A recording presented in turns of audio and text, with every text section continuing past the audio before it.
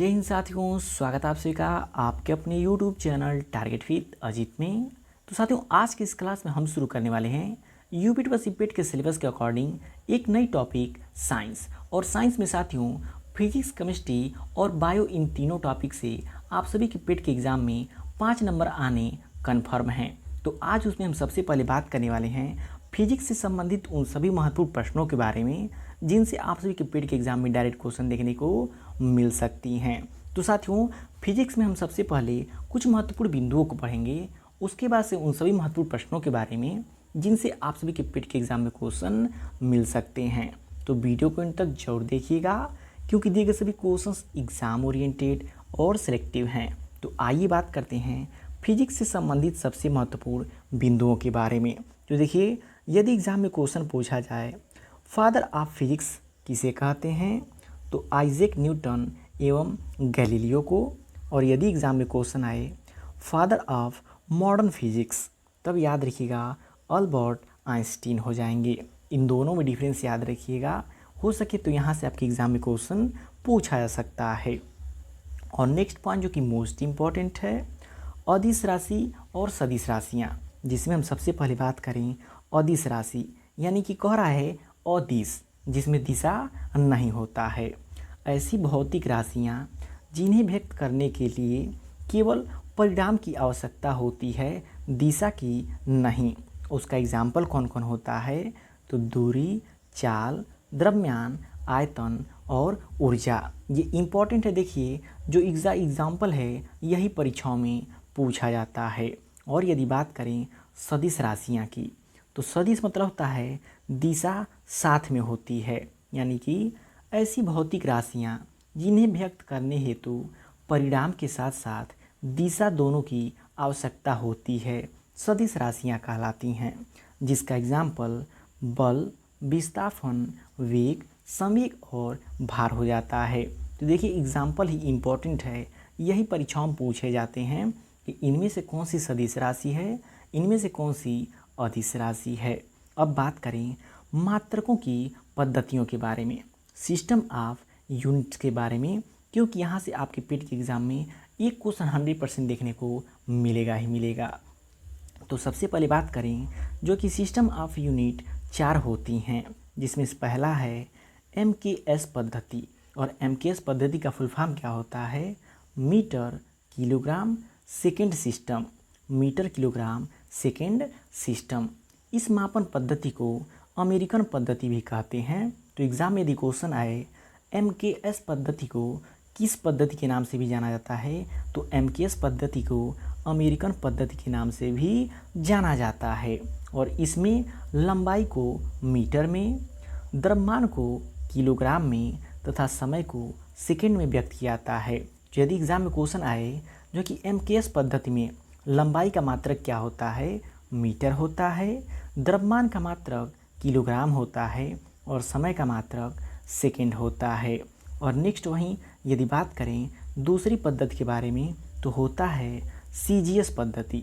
CGS पद्धति का full form क्या होता है, सेंटीमीटर ग्राम सेकेंड सिस्टम, यानी कि इस मापन पद्धति को फ्रेंच पद्धति या गासियन पद्धति तथा डेसिमल पद्धति भी कहते हैं।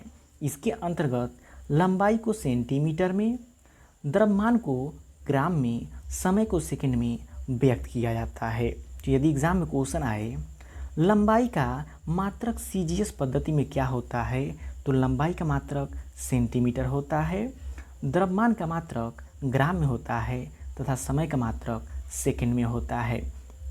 और यही MKS पद्धति में क्या होता है, तो लंबाई का मात्रक मीटर होता है और द्रव्यमान का किलोग्राम होता है। तो यही इम्पोर्टेंट पॉइंट है, याद रखिएगा। अब बात करें तीसरी पद्धति की, जो कि होता है FPS पद्धति, यानी कि फुट पाउंड सेकेंड सिस्टम होता है। इस मापन पद्धति को ब्रिटिश पद्धति भी कहते हैं। इसमें लंबाई को फुट में, द्रव्यमान को पाउंड में तथा समय को सेकेंड में व्यक्त किया जाता है। तो यदि एग्जाम में क्वेश्चन आए FPS पद्धति में लंबाई का मात्रक क्या होता है, तो फुट होता है और द्रव्यमान का मात्रक क्या होता है, तो पाउंड होता है।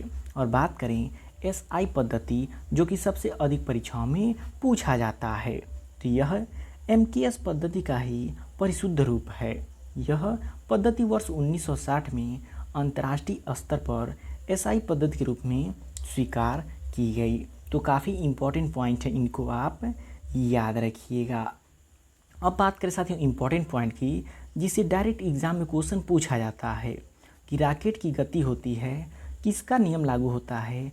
तो समीक संरक्षण का नियम लागू होता है रॉकेट की गति पर। और बात करें पैराशूट नीचे उतरता है किसके अनुसार?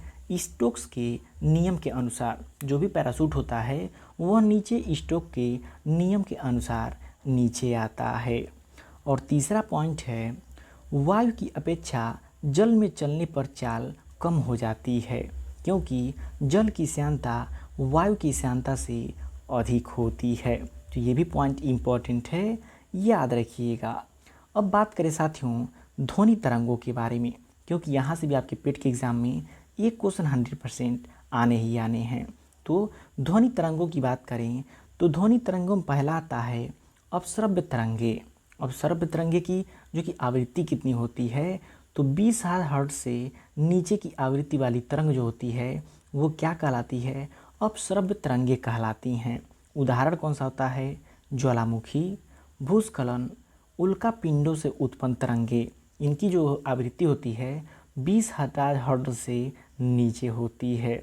और वहीं दूसरे नंबर पे आता है श्रव्य तरंगे, जिन्हें जो कि हम इंसान सुन सकते हैं। उनका मान कहाँ से कहाँ तक होता है? तो 20 से लेकर 20,000 हर्ट्ज की जो कि आवृत्ति के मध्य होती है, उसे इंसान आसानी से सुन सकता है, जिसे श्रव्य तरंगे कहते हैं। इस तरंगों को मनुष्य सुन सकता है। उदाहरण की बात करें तो बांसुरी, शहनाई और ढोल से जो आवाज़ें निकलती हैं उनकी आवृत्ति 20 से 20,000 हर्ट्ज तक होती हैं। और तीसरे नंबर पे आती हैं पराश्रव्य तरंगे। वे तरंगे जिनकी आवृत्ति 20,000 हर्ट्ज से अधिक होती है, पराश्रव्य तरंगे कहलाती हैं। बात करें 20,000 हर्ट्ज से अधिक की आवृत्ति वाली ध्वनि तरंगे मनुष्य नहीं सुन सकता है, तो उन्हें कौन कौन सुन सकते हैं? बंदर, डॉल्फिन मछली, चमगादड़, बिल्ली, कुत्ते आदि इन तरंगों को सुन सकते। तो साथियों अब बात करते हैं इनसे संबंधित कुछ महत्वपूर्ण प्रश्नों के बारे में, जिनसे आप सभी के पेट के एग्जाम में डायरेक्ट 1 से 2 क्वेश्चन देखने को मिल सकते हैं। तो साथियों वीडियो की क्वालिटी कंटेंट आप सभी लोग को पसंद आ रहा हो तो प्लीज़ वीडियो को लाइक और शेयर करके चैनल को सब्सक्राइब जरूर कर लीजिएगा। तो आइए देखते हैं। जैसे पहला प्रश्न है ध्वनि तरंग किस प्रकार की तरंग होती है? पहला ही क्वेश्चन इंपॉर्टेंट है कि जो ध्वनि तरंग होती है किस प्रकार की तरंग होती है? तो याद रखिएगा अनुदैर्ध्य तरंग होती है। किस प्रकार की तरंग होती है? अनुदैर्ध्य तरंग होती है। अब बात करें साथियों अनुदैर्ध्य तरंग के बारे में और अनुप्रस्थ तरंग के बारे में, तो याद रखिएगा ध्वनि में माध्यम के कण तरंग के प्रसार की दिशा में दोलन करते हैं, अनुदैर्ध्य तरंग कहलाते हैं। और अनुप्रस्थ तरंग की बात करें तो जैसे प्रकाश तरंग जिसमें कण प्रसार दिशा के लंबवत दोलन करते हैं वे अनुप्रस्थ तरंग कहलाते हैं। नेक्स्ट क्वेश्चन है मानव कान सामान्यतः किस आवृत्ति की ध्वनि सुन सकता है? तो अभी आपने पीछे पॉइंट में देखा हुआ है कि जो मानव जिस ध्वनि को सुनता है उसकी आवृत्ति 20,000 हर्ट्ज से 20,000 हर्ट्ज तक होता है। नेक्स्ट क्वेश्चन है किसी तरंग में दो समान फेज की बिंदुओं के बीच की न्यूनतम दूरी क्या कहलाती है? तो याद रखिएगा तरंग दैर्ध्य कहलाती है।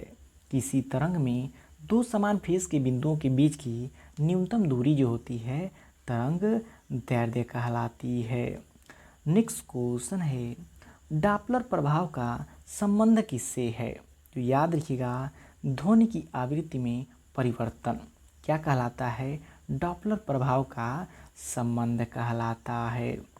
नेक्स्ट क्वेश्चन है वायु में ध्वनि की चाल 0 डिग्री सेंटीग्रेड पर लगभग कितनी होती है? जब वायु में ध्वनि की चाल 0 डिग्री सेंटीग्रेड पर होती है तो कितनी होती है?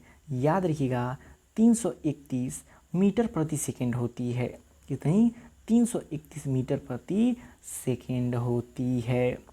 नेक्स्ट क्वेश्चन है, प्रतिध्वनि सुनने के लिए न्यूनतम दूरी कितनी होनी चाहिए? जो प्रतिध्वनि होती है उसको सुनने के लिए न्यूनतम दूरी की यदि बात करें तो 17 मीटर होनी चाहिए। कितनी? 17 मीटर होनी चाहिए। नेक्स्ट क्वेश्चन है, अंतर्राष्ट्रीय मात्रक प्रणाली में लंबाई की इकाई क्या होती है? तो याद रखिएगा मीटर होती है। कितनी होती है? मीटर होती है। नेक्स्ट क्वेश्चन है, समय की एसआई इकाई क्या है? देखिए साथियों, यही एग्जाम में ज़्यादा क्वेश्चन पूछाता है कि समय की, तापमान की, इसकी इकाई क्या होती है? तो समय की होती है सेकेंड होती है। क्या होती है? समय की सेकेंड होती है। नेक्स्ट क्वेश्चन है, तापमान की एसआई इकाई क्या होती है? तो याद रखिएगा तापमान की केल्विन हो जाती है। नेक्स्ट क्वेश्चन की बात करें तो बल की एसआई इकाई क्या होती है? तो बल की एसआई इकाई न्यूटन होती है। कितनी होती है? न्यूटन होती है। नेक्स्ट क्वेश्चन है, विद्युत धारा की एसआई इकाई कितनी होती है? तो एम्पियर होती है। याद रखिएगा। नेक्स्ट क्वेश्चन है, विद्युत आवेश की एसआई इकाई की बात करें तो कूलाम होता है। साथियों, जितने भी इकाई दिए गए हैं इनसे 100% लिख के ले लीजिएगा। ये क्वेश्चन आपके पेट के एग्जाम में आने ही आने हैं। नेक्स्ट क्वेश्चन है, प्रकाश की तीव्रता की एसआई इकाई है। तो प्रकाश की तीव्रता की एसआई इकाई क्या होती है? कैंडेला होती है। नेक्स्ट क्वेश्चन है, इनमें से कौन अदिश राशि है? इनमें से आपको बताना है कौन सी अदिश राशि है। तो समय जो होता है ये अदिश राशि है, बाकी तीनों सदिश राशि हैं। तो याद रखिएगा, इम्पॉर्टेंट क्वेश्चन है। और लास्ट क्वेश्चन साथियों, वेग किस प्रकार की राशि है? तो जो वेग होती है वो सदिश होती है, क्योंकि इसमें दिशा भी साथ होता है। तो साथियों, ये रहे साइंस में फिजिक्स की वे सभी महत्वपूर्ण प्रश्न जो कि आप सभी के पेट के एग्जाम में डायरेक्ट देखने को मिल सकते हैं। तो वीडियो आपको कैसा लगा कमेंट करके फीडबैक जरूर दीजिएगा, और वीडियो पसंद आए प्लीज़ वीडियो को लाइक और शेयर करके चैनल को सब्सक्राइब जरूर कर लीजिएगा।